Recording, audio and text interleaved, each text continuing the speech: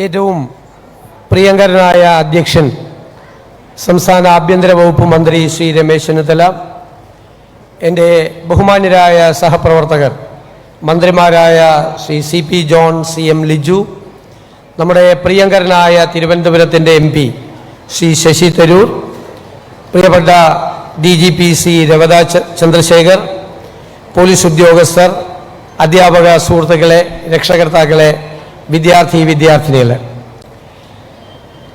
നമുക്കറിയാം ഇന്ന് കേരളം നേരിടുന്ന ഏറ്റവും വലിയ ചാലഞ്ച്, ഏറ്റവും വലിയ വെല്ലുവിളി മയക്കുമരുന്നിൻ്റെ വ്യാപനമാണ്. നമ്മുടെ സംസ്ഥാനം ഒരുപാട് സവിശേഷതകൾ നിറഞ്ഞതാണ്. വിദ്യാസമ്പന്നരായ ചെറുപ്പക്കാർ, വിദ്യാഭ്യാസ രംഗത്ത് നമുക്കുണ്ടായ പുരോഗതി, സാക്ഷരത, ആരോഗ്യ വിദ്യാഭ്യാസ രംഗങ്ങളിലുണ്ടായിരുന്ന നേട്ടങ്ങൾ, ഒരുപാട് കാര്യങ്ങളിൽ നമ്മൾ നിരവധി വർഷങ്ങളായി നമ്മുടെ രാജ്യത്ത് ആ ഇൻഡെക്സ് പരിശോധിക്കുമ്പോൾ നമ്മൾ മുൻപന്തിയിലാണ്. ഇന്ന് പക്ഷേ മയക്കുമരുന്ന് വ്യാപനം ഏറ്റവും കൂടുതലുള്ള സംസ്ഥാനങ്ങളിൽ ഒന്നായി കേരളം മാറിയിരിക്കുന്നു എന്നത് ഏറ്റവും ദൗർഭാഗ്യകരമായൊരു സ്ഥിതിവിശേഷമാണ്. ഞാൻ നിങ്ങളുടെ പ്രായത്തിൽ സ്കൂളിൽ പഠിക്കുമ്പോൾ ഞങ്ങളെയെല്ലാം ഫാമിലി പ്ലാനിങ്ങിനെ കുറിച്ചാണ് പഠിപ്പിച്ചിരുന്നത്.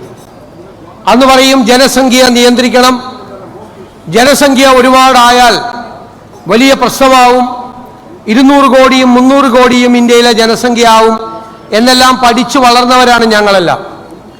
പക്ഷെ ഞാൻ വലുതായപ്പോൾ ഇപ്പോൾ കേൾക്കുന്ന വാക്ക് ജനസംഖ്യാ നിയന്ത്രണം എന്നല്ല, പകരം കേൾക്കുന്ന മനോഹരമായ ഒരു വാക്ക് ഡെമോഗ്രാഫിക് ഡിവിഡൻഡ് എന്നാണ്. ഡെമോഗ്രഫി എന്ന് പറഞ്ഞാൽ ജനസംഖ്യ.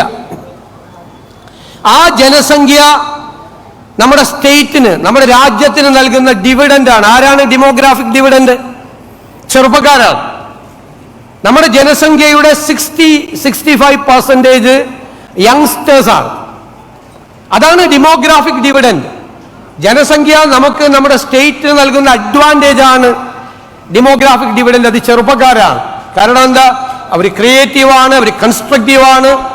ഒരു 65% ചെറുപ്പക്കാരാകുമ്പോൾ ഒരു നാട് അത്ഭുതകരമായ, വിസ്മയകരമായ പുരോഗതിയിലേക്ക് കുതിച്ചുപായും എന്നാണ് ലോകത്തിൻ്റെ മുഴുവൻ കണക്ക്. അപ്പം നമ്മുടെ സ്വപ്നം എന്താണ്? നമ്മുടെ സ്വപ്നം നമ്മുടെ രാജ്യത്തിൻ്റെ, നമ്മുടെ നാടിൻ്റെ പുരോഗതിയിലെ ഏറ്റവും വലിയ നാഴികക്കല്ല് എന്ന് പറയുന്നത് നാടിൻ്റെ യുവത്വമാണ്. ആ യുവത്വത്തെ മയക്കിക്കിടത്താൻ, അവരെ ഇല്ലാതാക്കാൻ ഉള്ള ഏറ്റവും പ്രധാനപ്പെട്ട കാരണങ്ങളിൽ ഒന്ന് ഇന്ന് മയക്കുമരുന്നാണ്. പലതരത്തിലുള്ള മയക്കുമരുന്നുകൾ കേരളത്തിൽ വ്യാപകമാവുകയാണ്. നിങ്ങൾക്കറിയാം, നിങ്ങൾ ശ്രദ്ധിച്ചോളണം, ക്രൈം, കുറ്റകൃത്യങ്ങൾ നടക്കുന്നതിൻ്റെ സ്വഭാവം മാറിയിരിക്കുന്നു, നേച്ചർ മാറിയിരിക്കുന്നു. വളരെ ബ്രൂട്ടലായിട്ടുള്ള, ക്രൂരമായിട്ടുള്ള രീതിയിലാണ് കുറ്റകൃത്യങ്ങൾ നടത്തുന്നത്. കാരണം അതിന് മയക്കുമരുന്നിൻ്റെ പിന്തുണയോടുകൂടിയാണ് അവർ ഈ ബ്രൂട്ടലായിട്ടുള്ള കുറ്റകൃത്യങ്ങൾ നടത്തുന്നത്. ജന്മം നൽകിയ മാതാപിതാക്കളെ കൊല്ലുന്നു. കഴിഞ്ഞ ദിവസം ഒരു ഡ്രഗ് അഡിക്റ്റ് പറഞ്ഞത്, ഞാൻ എൻ്റെ അമ്മയെ കൊന്നു. ആരാ അമ്മ? 10 മാസം ഗർഭാശയത്തിൽ വെച്ച് കഷ്ടപ്പാടുകളും ദുരിതങ്ങളും അനുഭവിച്ച് അവനെ പ്രസവിച്ച് കുഞ്ഞി കൈ വളരുന്നോ കാല് വളരുന്നോ എന്ന് നോക്കി തൊട്ടിൽ കെട്ടി താരാട്ട് പാടി വളർത്തി ഇവൻ വലിയ ഉയരങ്ങളിലേക്ക് എത്താൻ 3 നേരവും പ്രാർത്ഥനയോടുകൂടി വീട്ടിൽ കാത്തിരിക്കുന്ന ഒരു അമ്മയെ മകൻ കൊല്ലുകയാണ്. എനിക്ക് ജന്മം തന്നതിൻ്റെ പേരിലാണ് ഞാൻ എൻ്റെ അമ്മയെ കൊന്നത് എന്ന് അവൻ പോലീസിനോട് പറയുക. എവിടെ എത്തി നിൽക്കുന്നു? അത്ര ഭയാനകമായൊരു സ്ഥിതിവിശേഷമുണ്ട്.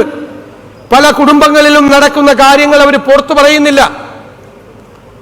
എനിക്ക് ഒരുപാട് ആളുകൾ വന്ന്, ഒരുപാട് മാതാപിതാക്കൾ വന്ന് ഒരുപാട് സങ്കടങ്ങൾ പറഞ്ഞു.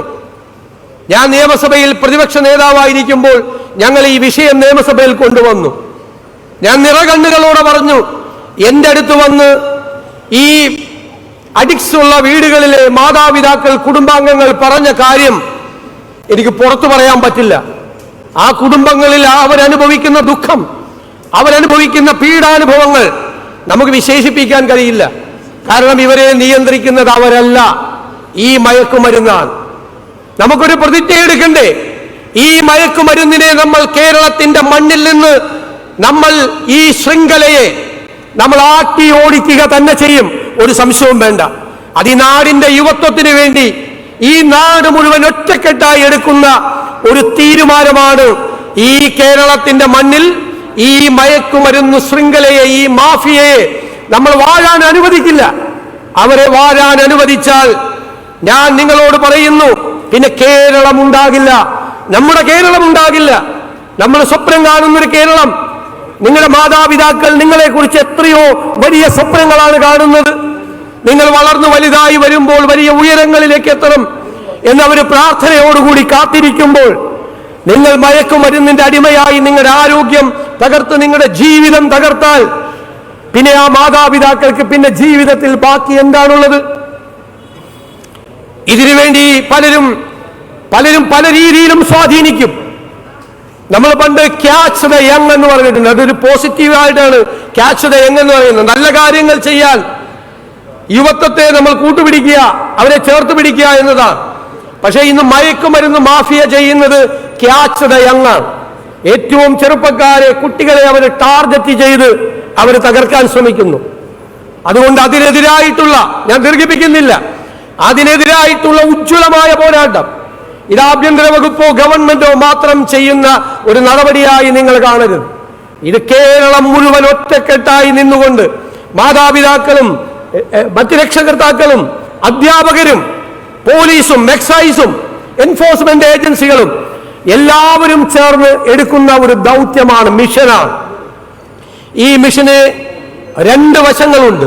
ഒന്ന് എൻഫോഴ്സ്മെന്റാണ്, അത് ചെയ്യേണ്ടത് പോലീസും എക്സൈസുമാണ്.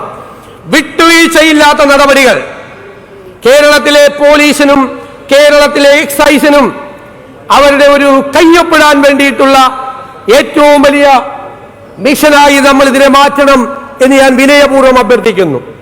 കേരളത്തിലെ പോലീസിന്, കേരളത്തിലെ എക്സൈസിന് അഭിമാനത്തോടു കൂടി രാജ്യത്തോട് പറയാൻ കഴിയണം, ഞങ്ങൾ എൻഫോഴ്സ്മെന്റ് കൃത്യമായി നടപ്പാക്കി മയക്കുമരുന്ന് മാഫിയയെ, ഈ ശൃംഖലയെ, ഈ ചെയിനെ ഞങ്ങൾ ഇല്ലാതാക്കി എന്ന് പറയണം. അതിനുള്ള മുഴുവൻ പിന്തുണയും എൻഫോഴ്സ്മെന്റ് ഏജൻസികൾക്ക് ഗവൺമെന്റിന്റെ ഭാഗത്ത് നിന്നുണ്ടാകും എന്ന് ഞാൻ ഉറപ്പു നൽകുന്നു. രണ്ട്, അവയർനെസ് ആണ്, ബോധവൽക്കരണമാണ്. ഇതിന്റെ അപകടത്തെക്കുറിച്ച് കുഞ്ഞുങ്ങളെ കൊണ്ട് മനസ്സിലാക്കിക്കുക. അതിൽ അധ്യാപകർക്കും രക്ഷകർത്താക്കൾക്കും NGOകൾക്കും വിവിധ ഏജൻസികൾക്കും എല്ലാവർക്കും പങ്കുണ്ട്. എല്ലാവരെയും സമന്വയിപ്പിച്ച് ആഭ്യന്തര വകുപ്പും എക്സൈസ് വകുപ്പും അതുപോലെ വിദ്യാഭ്യാസ വകുപ്പും ഉന്നത വിദ്യാഭ്യാസ വകുപ്പും എല്ലാവരും ലോക്കൽ ബോഡികളും എല്ലാവരും ഒരുമിച്ച് ചേർന്ന് നിന്നുകൊണ്ട് കേരളം ഒറ്റക്കെട്ടായി ഞങ്ങളുടെ കുഞ്ഞുങ്ങളെ, ഞങ്ങളുടെ മക്കളെ കൊലയ്ക്ക് കൊടുക്കാൻ സമ്മതിക്കില്ല എന്ന് പ്രഖ്യാപിച്ചുകൊണ്ട് നടക്കുന്ന ഒരു പദ്ധതിയാണ് operation Toofan the narco hunt എന്ന് പരാമർശിക്കാൻ ഞാൻ ആഗ്രഹിക്കുന്നു. ഇതൊരു ഉജ്ജ്വലമായ വിജയം, ലക്ഷ്യത്തിലെത്തിക്കാനുള്ള ഉജ്ജ്വലമായ വിജയമാക്കി മാറ്റാൻ ഞാൻ നിങ്ങളെ എല്ലാവരോടും അഭ്യർത്ഥിക്കുന്നു.